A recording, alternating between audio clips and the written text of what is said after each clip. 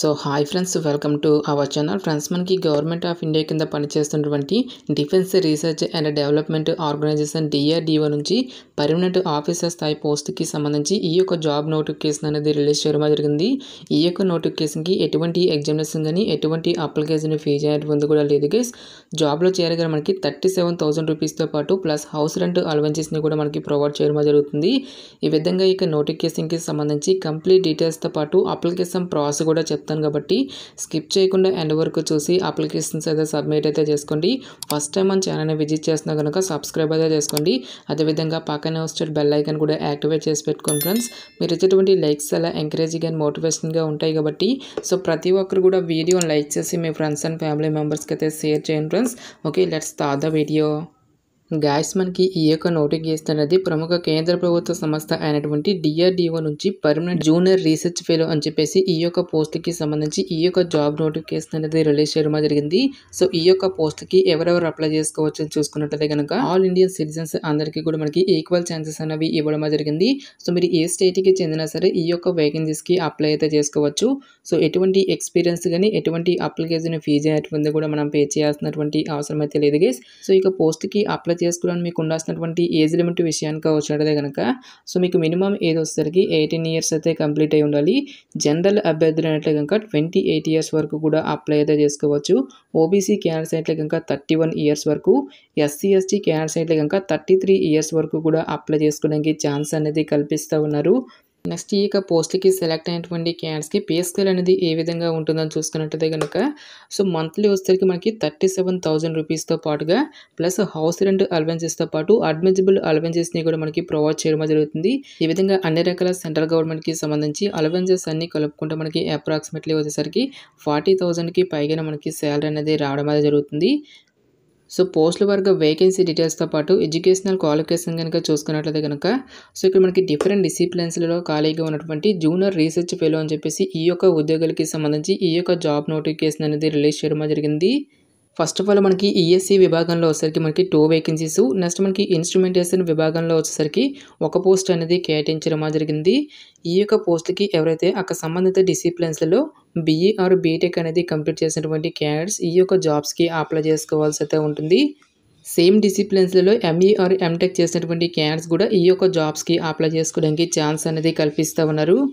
Next ఇక్కడ మనకి computer science and engineering విభాగంలో కూడా కొన్ని వేకెన్సీ అనేవి కేటాయించడం జరిగింది.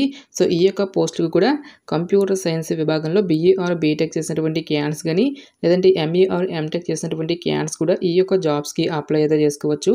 నెక్స్ట్ మనకి chemical engineering, rubber technology, polymer technology, nano technology, material science అనేటువంటి ఈ యొక్క విభాగంలో టోటల్గా మనకి ఒక పోస్ట్ అనేది కేటాయించడం జరిగింది.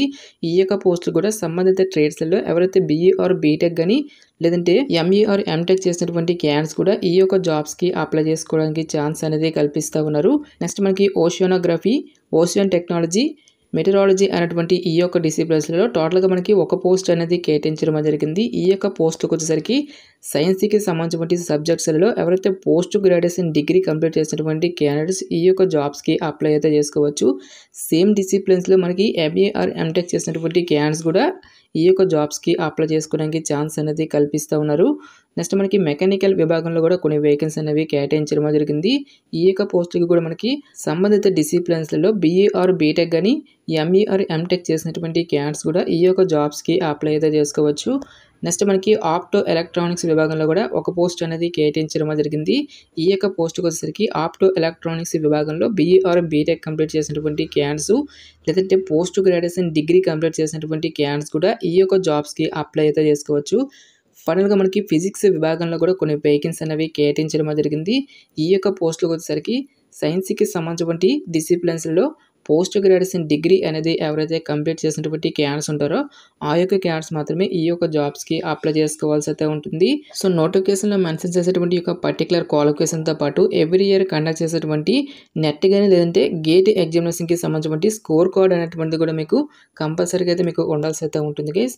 సో సెలక్షన్ ప్రాసెస్ అనేది ఏ విధంగా ఉంటుందని చూసుకున్నట్టయితే కనుక సో ఎటువంటి రిటన్ టెస్ట్ కానీ ఎటువంటి స్కిల్ టెస్ట్ అంటూ కూడా ఏమి కూడా కండక్ట్ అయితే చేయరు గైస్.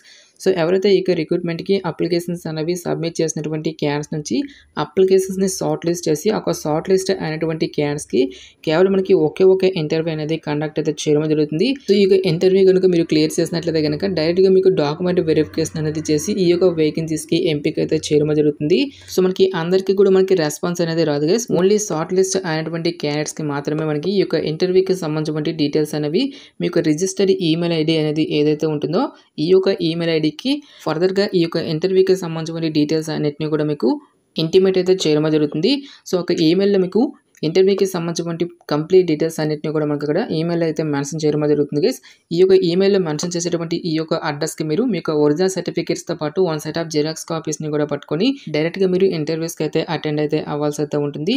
నోటిఫికేషన్లో ఇక్కడ మనకి అప్లికేషన్ ఫామ్ అనేది కూడా ఇవ్వడం అయితే జరిగింది గైస్. ఇక నోటిఫికేషన్ లింక్ అనేది నేను డైరెక్ట్గా డిస్క్రిప్షన్లోను కామెంట్ సెక్షన్లో ప్రొవైడ్ అయితే చేస్తాను. ఈ యొక్క అప్లికేషన్ ఫామ్ అనేది మీరు ప్రింట్అవుట్ అయితే తీసుకొని రైట్ సైడ్లో మీకు లేటెస్ట్ పాస్పోర్ట్ సైజ్ ఫోటోగ్రాఫ్ అనేది ఇక్కడ స్టిక్ చేసి మీకు సైన్ అనేది ఇలా క్రాస్గా అయితే చేయాల్సి అయితే ఉంటుంది. నెక్స్ట్ ఇక్కడ మనకి జూనియర్ రీసెర్చ్ ఫెలో సబ్జెక్ట్ దగ్గర ఏ డిసిప్లిన్లో ఉన్నటువంటి పోస్టులకి అప్లై చేస్తున్నారో ఒక డిసిప్లిన్ అనేది మీరు ఇక్కడ ఫిల్ చేయాల్సి అయితే ఉంటుంది. నెక్స్ట్ బ్లాక్ లెటర్లో మీకు ఫుల్ నేమ్తో పాటు ఫాదర్స్ నేము, నెక్స్ట్ మీ యొక్క మదర్స్ నేమ్తో పాటు మీకు జెండరు, మీకు క్యాస్ట్తో పాటు డేట్ ఆఫ్ బర్త్, మీకు ఏజ్కి సంబంధించిన డీటెయిల్స్ అన్నింటినీ కూడా మీరు ఇక్కడ ఫిల్ చేయాల్సి అయితే ఉంటుంది. నెక్స్ట్ మీ యొక్క కరస్పాండెంట్ అడ్రస్తో పాటు పర్మనెంట్ అడ్రస్సు, పిన్ కోడ్తో పాటు mobile number, next alternate mobile నెంబర్తో పాటు ఈమెయిల్ ఐడి, నెక్స్ట్ మీ యొక్క ఆల్టర్నేటివ్ ఈమెయిల్ ఐడి అనేటువంటిది కూడా మీరు ఇక్కడ ఫిల్ చేయాల్సి అయితే ఉంటుంది. నెక్స్ట్ మీ యొక్క ఎడ్యుకేషనల్ క్వాలిఫికేషన్కి సంబంధించిన డీటెయిల్స్ అన్నిటిని కూడా మీరు 1 by 1 అయితే ఫిల్ చేయాల్సి అయితే ఉంటుంది గైస్. నెక్స్ట్ మీకు ప్రీవియస్గా ఏదైనా వర్క్ ఎక్స్పీరియన్స్ అనేది ఉంటే ఆ వర్క్ ఎక్స్పీరియన్స్కి సంబంధించిన డీటెయిల్స్ అన్నిటిని కూడా మీరు ఇక్కడ ఫిల్ చేయాల్సి అయితే ఉంటుంది. లేదంటే ఇక్కడ మీరు నాట్ అప్లికేబుల్ అని చెప్పేసి మీరు ఇక్కడ మెన్షన్ అయితే చేసేయండి గైస్. నెక్స్ట్ ఇక్కడ మనకి ఎవ్రీ ఇయర్ కండక్ట్ చేసేటువంటి యూజీసీ కానీ నెట్ కానీ గేట్ ఎగ్జామినేషన్ అనేది ఎవరైతే రాసినటువంటి క్యాండిడేట్స్ ఉంటారో ఆ యొక్క క్యాండిడేట్స్ వచ్చేసరికి ఎస్ అయితే ఎస్ అని, లేదంటే నో అని చెప్పేసి మీరు ఇక్కడ మెన్షన్ చేయాల్సి అయితే ఉంటుంది.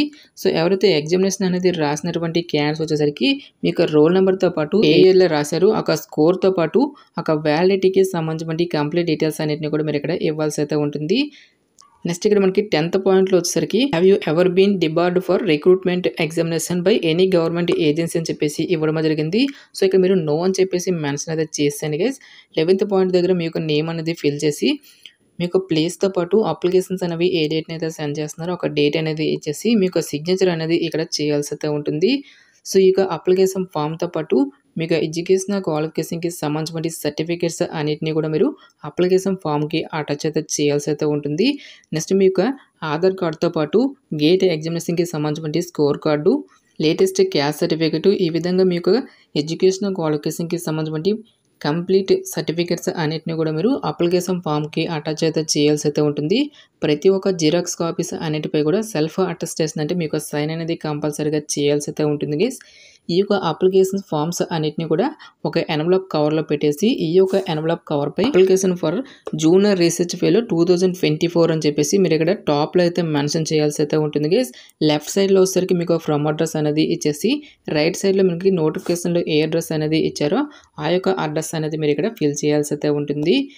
సో అప్లికేషన్స్ అనేవి ఏ అడ్రస్కి సెండ్ చేసుకోవాలని చూసుకున్నట్టయితే కనుక the director naval physical and oceanographic laboratory Thrikkakara PO Kochi 682021 అనేటువంటి ఈ యొక్క అడ్రస్కి మీరు స్పీడ్ పోస్ట్ ద్వారా కానీ లేదంటే రిజిస్టర్ పోస్ట్ ద్వారా కానీ August 14th లోపు ఈ యొక్క అప్లికేషన్స్ అనేవి ఆఫ్లైన్లో అయితే సెండ్ చేసుకోవాల్సి అయితే ఉంటుంది.